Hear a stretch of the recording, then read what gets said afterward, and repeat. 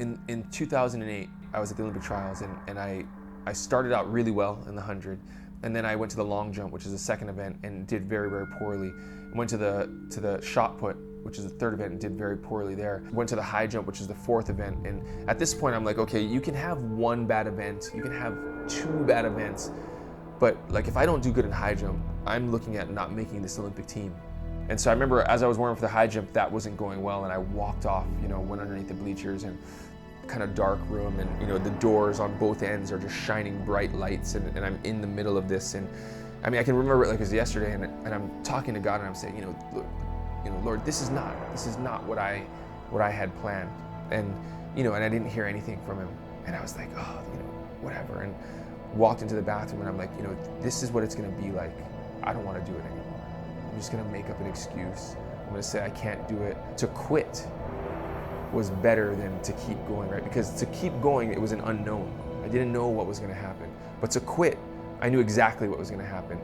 And I remember as I came out of the bathroom and I started walking out, still kind of throwing up this prayer, I heard this voice, I heard him speak to me, and I heard him say, Bryan, I don't expect you to be perfect. I just expect you to give me your best, and I'll make it good enough.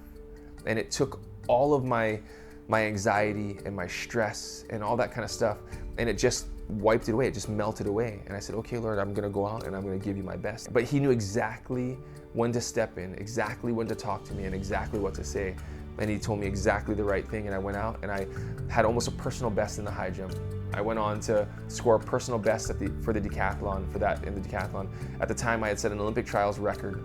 I won the Olympic trials, and then of course went on to win the gold medal. As I was reflecting on all of this, I was giving a speech one day, and I was having to speak at our church, and my mom was sitting in the audience when I gave this talk, and my whole talk was basically that. It was that lesson that I had learned, and it was that, as humans, God doesn't expect us to be perfect. I don't think anybody expects us to be, unless you're my grandfather. Nobody expects us to be perfect, right? My mom gave us her best, and she wasn't perfect, right? She wasn't perfect. God didn't expect her to be perfect, but she gave us her best. She never gave up. She gave us her best.